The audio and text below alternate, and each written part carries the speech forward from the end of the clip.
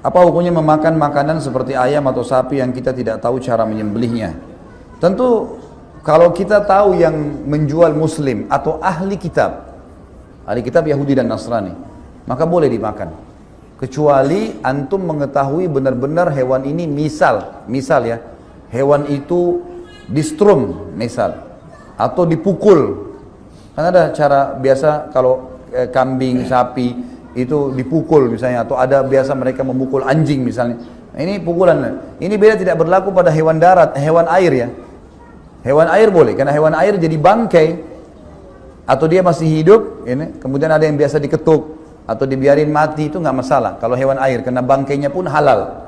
Ini yang kita katakan adalah hewan-hewan darat, ya, hewan darat dan hewan udara. Maka ini dianjurkan untuk menyembelihnya. Kalau ahli kitab boleh. Muslim atau ahli kitab, beranjak daripada surah Al-Ma'idah ayat 5. Al-Ma'idah ayat 5. Teman-teman hafal gampang ini. Al-Ma'idah surah nomor 5 ayat 5. Surah 5 ayat 5. Ini mudah dihafal. Allah berfirman, "A'udzubillahi minasyaitonirrajim. Al-yawma uhilla lakumut thayyibat." Hari ini aku halalkan bagi kalian semua kebaikan-kebaikan. Wa ta'amul ladzina utul kitaba hillun lakum wa ta'amukum hillun lahum. Dan makanan kalian halal buat ahli kitab, makanan mereka halal buat kalian. Siapa yang menafsirkan ini? Ibnu Abbas, sahabat Nabi yang mulia radhiyallahu anhu, berkata, yang dimaksud dengan makanan ahli kitab adalah sembelihannya.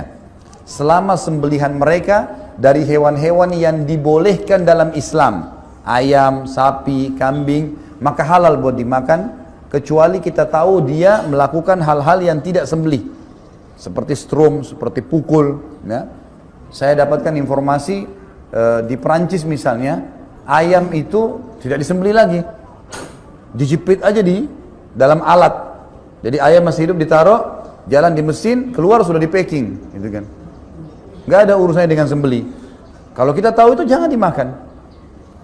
Tapi kalau kita masuk ke sebuah tempat kita tidak tahu hukumnya, hukum zahir.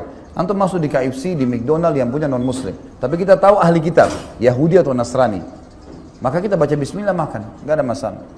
Kalau kita tidak tahu hukum zahir, tapi selain dua agama ini nggak boleh. Hindu, Buddha segala ini nggak boleh semuanya. Allahu a'lam.